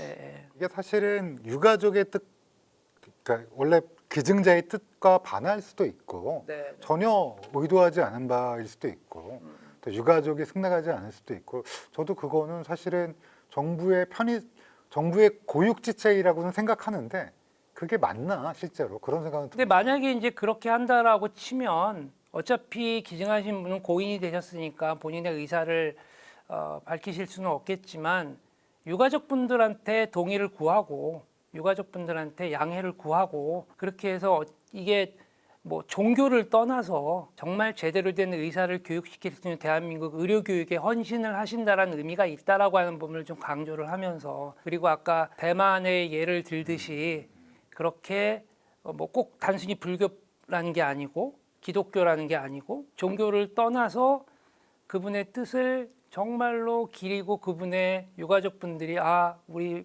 내 부모님, 내 조부모님은 돌아가셨어도 이렇게 사회에 공헌하시는 정말 뜻깊은 일을 하셨던 분이다라고 하는 걸 느낄 수 있게 하는 이제 그런 제도적인 부분도 그게 뭐 결국은 그게 단순히 뭐 금전적인 부분으로 해결될 수 있는 부분은 아니거든요. 전혀 아니죠.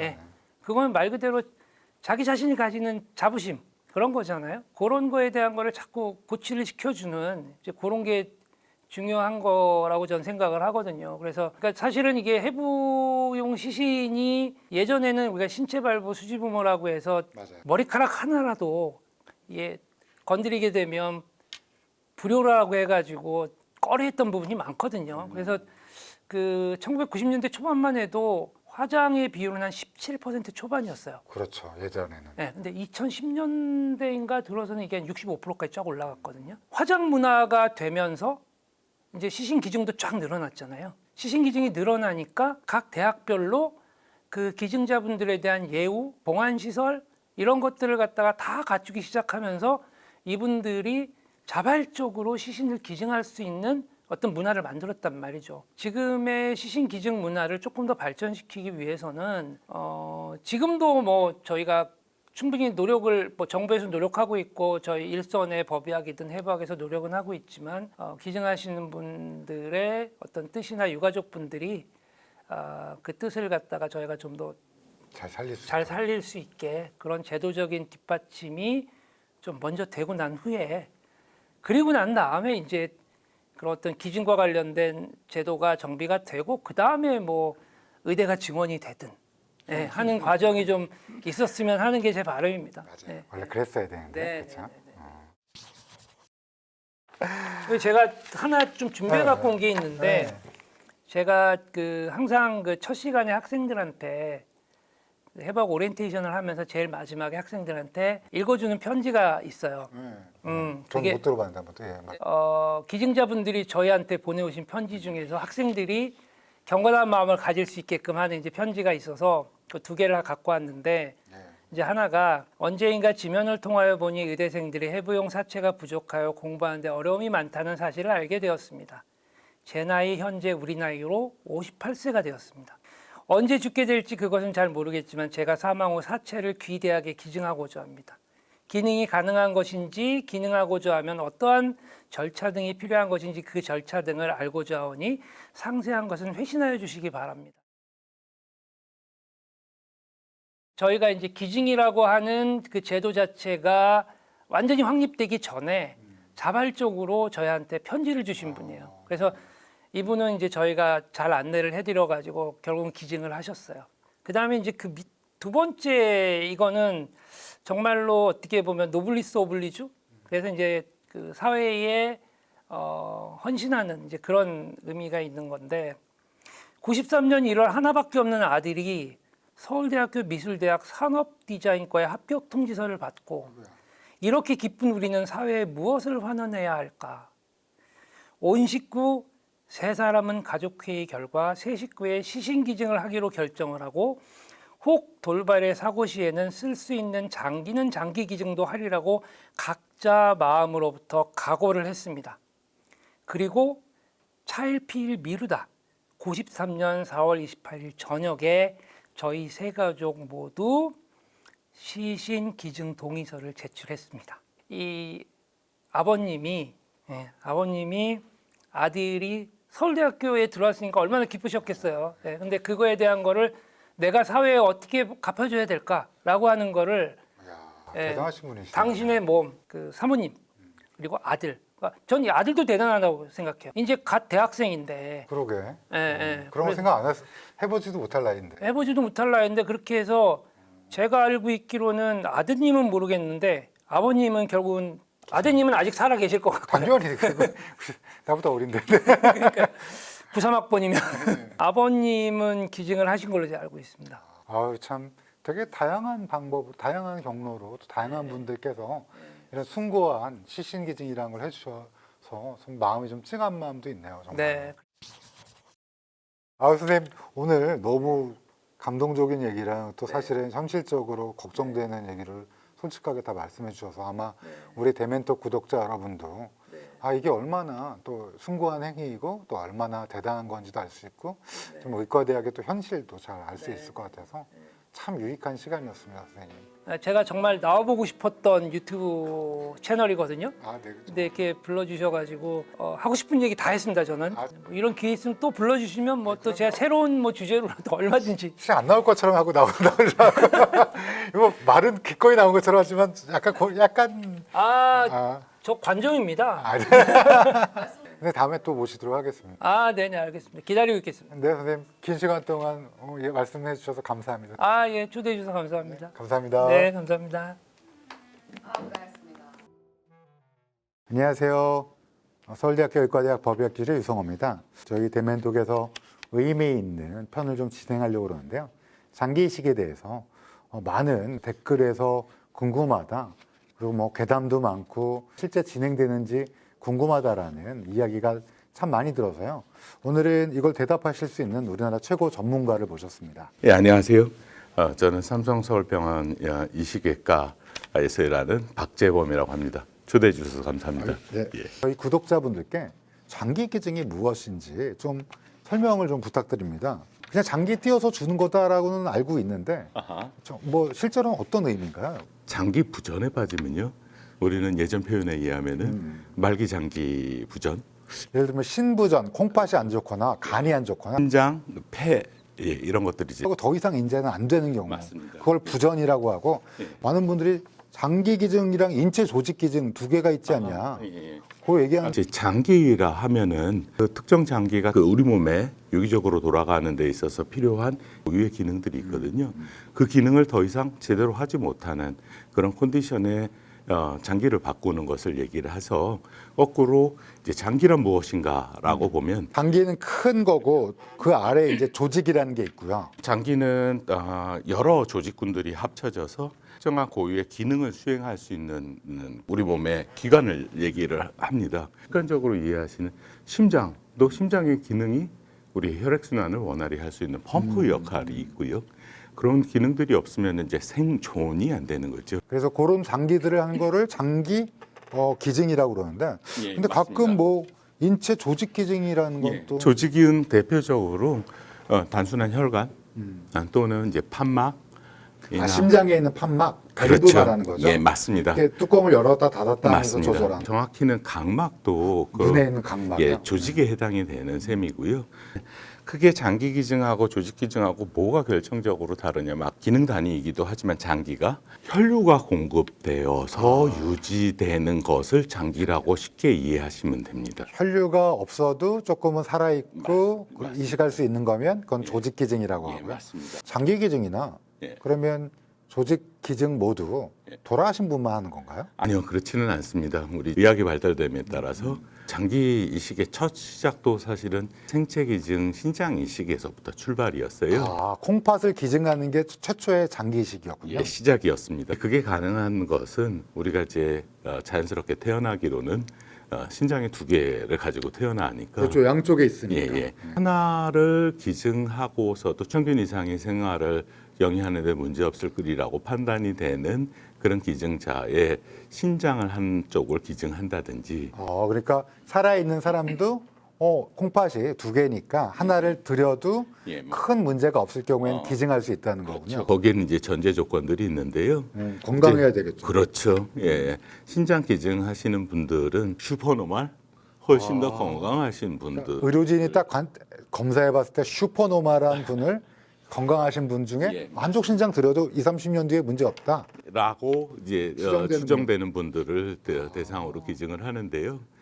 간의 경우에는 우리가 재생이 가능한 건강한 간을 가지고 있으면 지방간도 없고 그러면 맞습니다. 일부 간을 띄어서 맞습니다. 기증해도 다시 일부 다 자라니까 예. 건강에는 문제가 없다는 말씀이신 거죠? 그런 기증자분을 저희들이 선별하는 것이 또 의료진의 역할. 예, 맞습니다. 살아있는 사람도 장기 기증을 할 수 있네요. 예를 예, 들면 맞습니다. 콩팥과 간이 대표적인 거고 예. 그리고 결론적으로는 장기 기증이 필요하신 분들이 많을 거라 추산되는데 근데 그중에 살아있어서 슈퍼노말 또 건강하신 분이 기증할 수 있는 건 간과 콩팥밖에 없고 그게 슈퍼노말이라고 말씀하시는 거 보니까 아주 많지는 않네요. 그래서 일부 드라마의 소재이기도 했는데요. 슬기로운 의사생활에서도 그런 장면들이 조금 있었는데 간의 경우에는 또 이제 해부학적인 구조가 그렇게 일부를 절제하고 기증하고도 적합한 구조가 되는지를 또 더 봐야 되는 부분들이 또 있고요. 거기서 그 장익준인가 예, 그 예. 주인공이 기증하러 온 분한테 혹시 돈 약간의 불미스러운 게 있나 또 건강하신지 뭐 이런 거 확인하는 걸 제가 본 적이 있는 것 같아요. 맞습니다. 고의를 지금 뭐 그런 신체 관련된 일을 하고 계신 거잖아요. 맞습니다. 제가 뭐 불미스러운 일을까지 다 점검하지는 않고요. 삼성 서울병원의 장익준인가요, 그러면? 네, 이건 여담입니다만 사실 그 프로그램이 기획안의 정도에서 네. 조금 말씀을 나눈 적이 있습니다. 살아있는 분이 간과 신장을 줄 수 있지만 되게 제한적이란 말씀을 완곡하게 말씀하셨고 예, 맞습니다. 근데 제가 기사를 좀 찾아보니까 이식할 장기가 없어서 하루 8.5명 사망이라고 맞습니다. 하는데 참 안타까운 현실이죠. 그러면 뇌사자 이식이라는 게 상대적으로 굉장히 떨어지나요? 특히나 미국이나 스페인 같은 경우는 되게 잘 활성화가 되어 있는데요. 이렇게 사후 기증 건수가 인구 100만 명당 약 50명에 달합니다. 인구 100만 명당 50명 매년. 사후 기증이 매년. 매년 50명. 그런데 반하면 우리나라 같은 경우는 최근에 조금 계속 감소 추세여서 397명의 사후 기증자가 있었는데요. 잠깐만 인구 100만 명당 얼마예요? 5천만으로 계산하면은 7점 몇 명 정도밖에 안 돼요. 그럼 다시 정리하면 외국은 인구 100만 명당 매년 예. 50명인데 예. 근데 우리는 7점 몇 명 정도. 7점 몇 명? 그래도 유럽에 우리도 나름 이제 선진국이라고 불려지잖아요. 인구 100만 명당 20여 명대 정도. 근데 우리나라는 7점 몇 명이라면 예, 맞습니다. 8명이 채 안 되니까요. 그럼 3분의 1 수준이네요, 진짜로. 평균 대비도 그렇게 낮기 때문에 신장 이식의 경우에는 생체 기증 신장 이식이 미국 같은 데도 여전히 있습니다. 생체 기증 신장 이식이 일부 있지만 사후 기증 신장 이식이 여전히 많은 비중을 차지하고 있고요. 그렇겠죠. 아무래도 슈퍼 노말이 많은 건 아닐 테니까.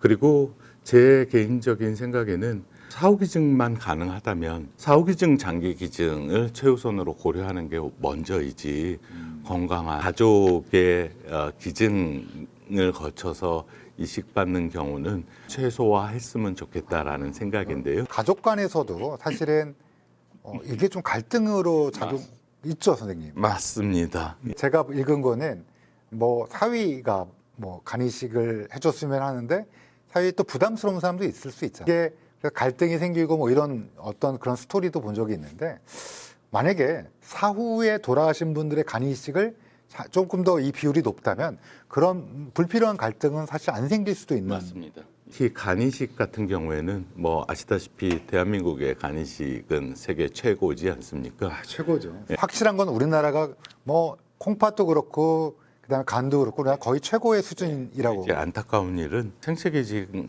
간 이식이 비율이 압도적으로 높아요. 사망자의 간이식이 없기 때문에 사후 기증자가 적기 때문이기도 하지요. 신장 이식의 경우에 예를 들어서 한 3년만 기다리면 자기한테 기증될 수 있는 가능성이 꽤 높다라고 생각된다면 많은 분들이 기다리실 겁니다. 네. 사후 기증 신장 이식을요. 만약에 그게 많다면 3년만 기다리세요 그러면 그걸 꼭 기다리면서 참고. 근데 우리나라의 현실은 코누스는 국립 장기조직혈액관리원 보건복지부 산하의 기관의 통계에서 보면은 신장 이식은 7점 몇 년으로 보고를 해야 하였는데요. 신장 이식의 경우에는 그래도 당장은 투석이라는 무기가 있으니까 그랬을 때는 조직 적합성이라든지 그리고 대기 기간이라든지 이런 것들을 다 스코링이 돼 있거든요. 그랬을 때 우연히 우리나라 사람들 중에서는 남이지만 프로 다 맞는 경우들이 있어요. 네. 예, 그래서 이제 그런 경우들은 가산점으로 우선순위를 받게 되거든요.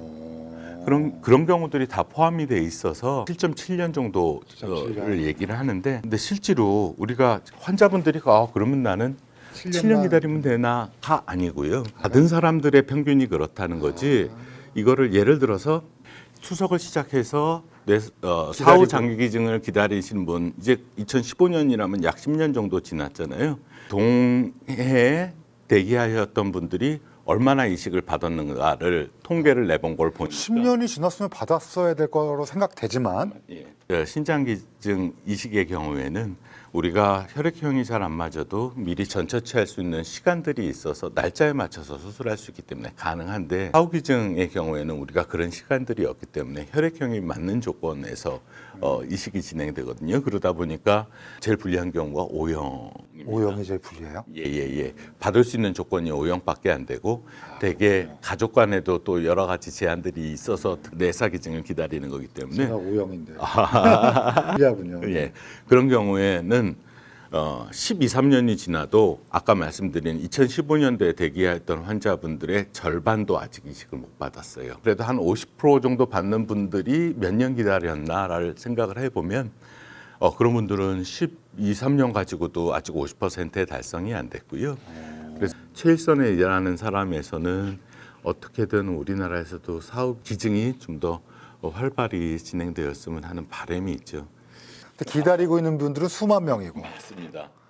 야, 이 불일치가 예. 사실은 그래도 콩팥은 투석이라는 게 있다고 하지만 사실 투석하시는 분들 힘드시거든요, 정말.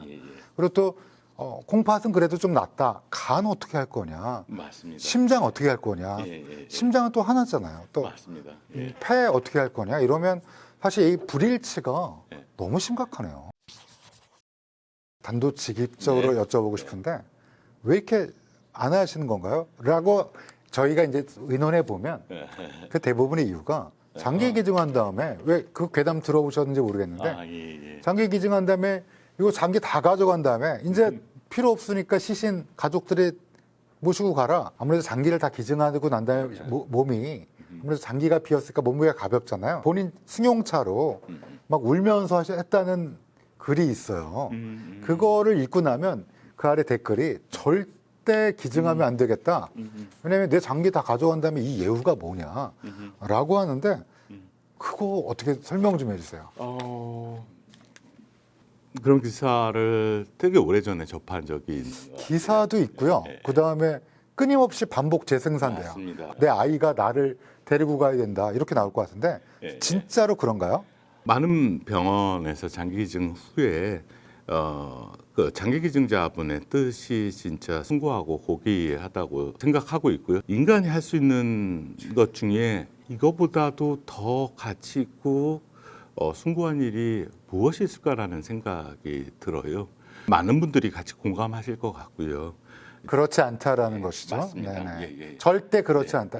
뿐만 아니고 국가에서도 많은 관심들을 갖고 있고, 한국장기조직기증원이라는 보건복지부 산하의 공공기관이 있습니다. 국가에서 설립한 그 기관에서의 역할은 사후 기증자들을 관리하고 또 그 이후에 예우와 그리고 심지어 유가족들의 심리적인 정서적인 지원까지도 하는 프로그램들이 되게 체계적으로 되어 있습니다. 정말로 예. 그 시신을 기증한 인간으로서 할 수 있는 최대의 숭고한 일을 하신 분을 맞습니다. 우리 정부가 또 우리 의료진이 예. 절대 그렇게 할 리가 맞습니다. 없다라는 건 제가 확신하고 있는데 자꾸 그런 댓글들이 돌아다니고 그러니까 제가 그래서 선생님 모신 거예요. 예. 책임지셔야 돼. 만약 그러면 책임지겠습니다. 예. 진짜죠. 예, 예. 네네. 애도까지 지원한다는 건 저도 분명히 알고 있었는데 그런 프로그램들을 조금 설명을 해드리면요. 사후기증의 의사가 표현되는 경우부터 그 과정의 설명, 그리고 뇌사 판정의 그런 절차들이 다 규정과 법에 따라서 진행이 됩니다.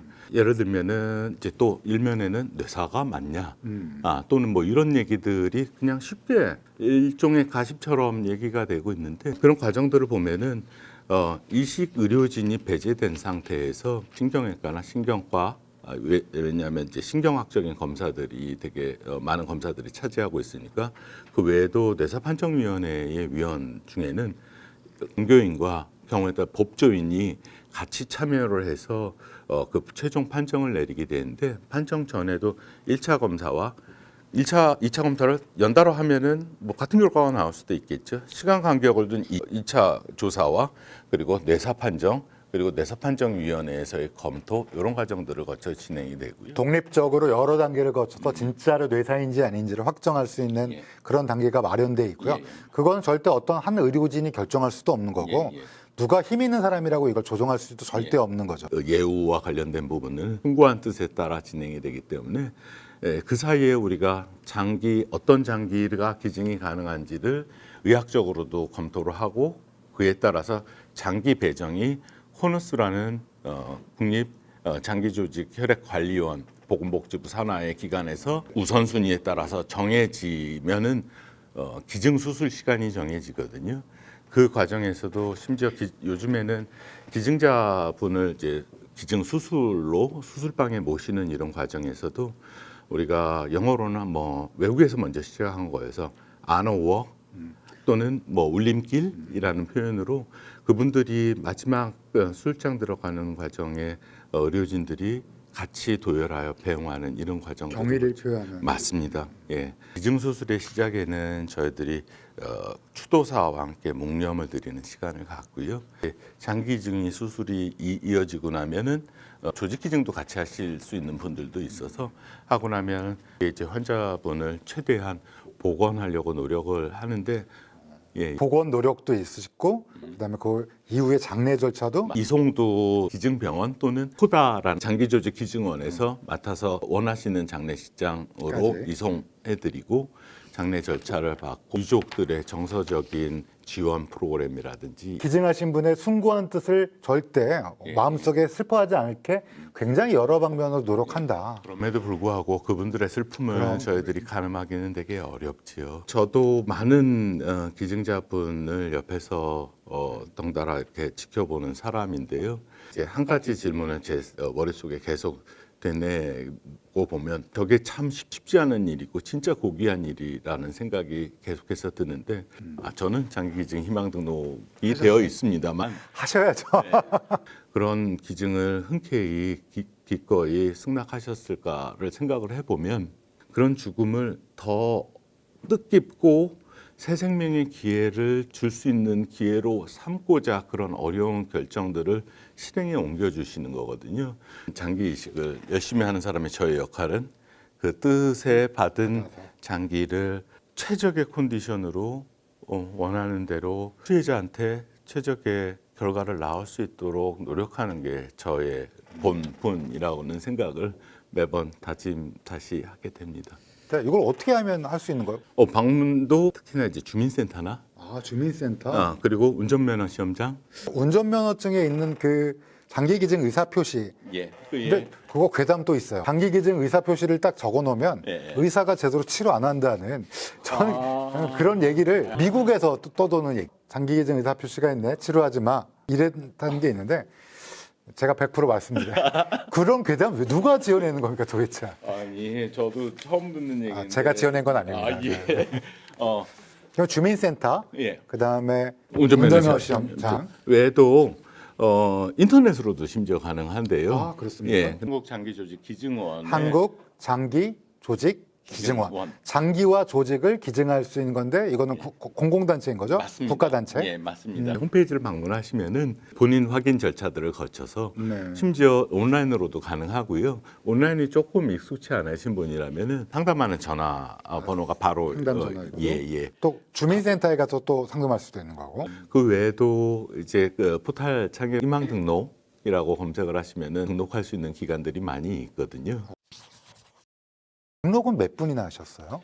등록은 전 인구의 약 5%가 채 안 되고 있고요. 잠깐 전 인구의 5%면 약 5천만 명이니까 250만 명. 명이 채 안 되는 상황인데 그거 얼마 안 되는 건가요? 선진국에 비하면. 선진국의 경우에는 절반의 수준에 육박하는 이런 경우들이 있고요. 이게 장기 기증 의사를 표시하는 거는 우리나라가 선진국에 비해서 반 정도고 장기 기증 의사를 표시했다고 해서 무조건 돌아가신 다음에 장기 기증할 수 있는 것도 아니고 예. 뇌사자가 돼야 되는 건데 예, 예. 근데 그 전에도 혹시라도 제가 장기 기증 희망 등록을 하였다 손치더라도 변경이나 철회를 하고 싶으시면 얼마든지 언제든지. 할 수 있고요. 마지막에는 조금 안 하고 싶어 이런 분도 있을 수 있으니까. 예, 예. 그거는 본인의 자발적인 의사에 의한 거고요. 최종 그런 뇌사의 상태에 이른다 하더라도 보호자의 동의가 있어야 진행이 됩니다. 충고한 뜻으로 장기 기증 희망 등록을 하셨을 때는 본인이 평소에 나는 이런 생각이 있어라고 서로 평소에 좀 얘기를 나누고 같이 공유를 해주시는 게 되게 중요한 것 같아요. 내가 장기 기증 의사가 있고 이런 것들도 사랑하는 사람들에게 나의 뜻과 의지를 인간으로서 할 수 있는 최고의 숭고한 봉사, 나눔이라고 생각한다면 가족들과 꼭 쉐어하는 게 중요하겠네요. 예, 맞습니다. 한 예로 제가 떠오르는 사례가 있는데요. 한 지방병원에 가셨어요? 갔어요. 대개 이런 수술들이 저녁이나 뭐 그렇죠. 휴일 갑자기 밤에 나타나죠. 생기거든요. 그래서 기증 수술을 잘 마치고 이제 지방병원이어서 이제 또 장거리로 앰뷸런스로 와야 되는 상황이어서 아이스박스에 보관돼 있는 장기를 가지고 이렇게 앰뷸런스로 왔는데 그때 당시에 그 병원에서 응급실 주차장이 꽤 넓더라고요. 저희 앰뷸런스가 덩그러니 있는데 어떤 남자분이 앰뷸런스 안을 자꾸 막 들여다보고 하길래 처음에는 그 깜깜한 데서 너무 깜짝 놀랐어요. 저분이 혹시 뭘 훔쳐가려고 그러시나? 그리고 무섭기도 하고요. 앰뷸런스에 다가가서 저희들이 출발 준비를 하면서 보니까 그 기증자는 대학 들어간 지 얼마 안 된 1학년 딸이었고요. 기증자의 아버지셨어요. 그 아버지가 각장기에 별로 앰뷸런스가 다른 병원으로 출발을 하잖아요. 그 마지막 가는 인사를 주차장에서 하시려고 이 앰뷸런스인가 하고 열심히 안을 들여다보셨던 것 같아요. 처음엔 멋모르고 저분이 누굴까 무서워했는데 그 분이 아버님이라는 걸 알고서 보니까 저도 되게 숙연하고 와 저런 아버지의 마음 이해되지요. 이해되죠. 저도 그런 분들을 이렇게 뵙다 보면은 내가 얼마나 더 열심히 잘 해야 되겠는가라는 생각을 새삼 이거 뭐 아빠 입장에서 좀 눈물도 나고 이렇게. 뇌사 말고요. 예. 심장이 멈춘 분들을 사실 몸 바깥에서 에크모와 같은 기계를 돌려서 장기에 어떤 혈액을 공급하게 되면 뇌사자가 아니더라도 장기를 이식할 수 있는 게 있다라는 게 요즘에 선진국이다 또 우리나라에서도 많은 화제가 의학계에서만. 그거는 법적으로 스페인이나 미국 같은 경우에 아까 인구 100만 명당 50명에 육박한다고 말씀드렸는데 그 경우에는 장기 사후 장기 기증이 거의 절반 40% 50%에 육박해서 그렇게 좀 법적으로 유기적으로 할 수 있는 시스템이 있는데 우리나라는 약간 굉장히 우수한 의료진이 있음에도 불구하고 약간 그 틀이 조금은 제한적이다. 법이나 제도적인 이런 보완들이 조금 더 필요한 상황이고요. 기사를 찾아보니까 장기 기증은 여자가 많이 한다. 근데 받는 건 남자가 더 많이 받는다. 어떤 싸움을 일으키려고 하는 건 절대 아니고요. 그런가요? 데이터로는 일부 그런 것 같습니다. 뭐 이제 사회적인 활동이나 다른 것 때문에 조금 그럴 수 있지 않을까 싶긴 그럴 수 한데. 있지만 그게 반드시 뭐 100% 그런 건 아니다. 맞습니다. 네. 드라마나 영화나 또 캄보디아 이런 것들 보면 나쁜 의사, 애꾸는 의사 막 음주에 취해 있는 의사가 와서 막 아니 저도 장기를 뛸 줄 알긴 하지만 그 말도 안 되는 것 같은 느낌이 들거든요. 폭력이 많은 소재로 다뤄지는 이런 이제 국내 영화나 드라마 이런 시리즈에서도 제가 이제 장기 이식하는 사람이 드라마를 보면서도 깜짝 놀래요. 아주 폐허 같은 공장이나 이런 데에 맞아. 어디 한 켠에 냉동고를 열었더니 장기 아니요 장기가 나와요. 그냥 비닐봉지에 쌓여 있는 있을 수 없는 일입니다. 보실 때마다 왜냐하면은 화나시죠. 이게 화가 납니다. 심지어 생체든 아니면 사후기증이든 혈액순환이 되는 컨디션에서 장기를 뗐다가 똑딱 붙일 방법이 전혀 없어요. 그럼 필연적으로 그 장기가 예쁘게 잘 보존돼서 띄어서 혈관 붙이기 좋게 띄어서 붙이는 과정에도 바로 할 수가 없기 때문에 그거를 다듬는 과정들을 우리가 이제 벤치웍이라고 하고 떼는 과정에서 결국 피가 안 나야 되기 때문에 템프라는 과정을 거치면은 관류액 장기 보존액이 따로 있습니다. 아, 장기 보존액이라는 게 반드시 있어야지 예. 냉장고에 덜렁 심장 이렇게 나면 다 죽는 거죠. 예, 못 씁니다. 회복시켜야 되는 장기니까 그 과정들을 진짜 초분 단위로 저희들이 그거에 맞춰서 영상 4도인 컨디션을 만들어서 밖에서 먼저 최대한 손을 봐서 뱃속에서 저희가 붙이는 과정을 최소화하기 위해서 저희들이 보통 20분에서 조금 복잡한 경우에는 40분 이상 걸리는 덜렁 뛰었다. 그 애꾸는 의사가 뛴 다음에 자 이렇게 하고 딱 하는 거 하면 있는 게 아니어서 그런 시간을 지켜도 성공적인 결과인지 아닌지를 가슴 졸이면서 보는데 그것도 제대로 안 된 컨디션에서 냉동고에 보관돼서 그 장기는 쓸 수가 없고요. 그리고 만약에 제가 소설을 쓴다면 감염의 컨트롤이 완벽히 되는 수술실을 잠자리 방을 만들 수가 없거든요. 불가능한 일을 드라마에서 내보내면 많은 사람들은 저럴 수 있겠구나라는 생각을 하게 되잖아요. 전문가가 보기엔 택도 없는 일인데 거기서 뭐 하겠다고 하는 게 진짜로 나온 것처럼 되니까. 맞습니다. 예. 그냥 이제 뭐 지하철 화장실 같은 데 보면 콩팥 삽니다, 콩팥 매매합니다, 뭐 이런 것들이 많았잖아요. 그리고 실제로 그 블랙마켓에서 장기 매매가 이루어지기는 하는 거 아니에요? 2000년 이후에 이미 지금 2025년이고요. 그런 시스템이 갖춰져 있어서 혹시 가족 중에 누구 기증하시거나 친구분을 위해서 기증하시는 마음을 진짜 드신다 손치더라도 국가로부터 많은 승인과 허가를 받아야 됩니다.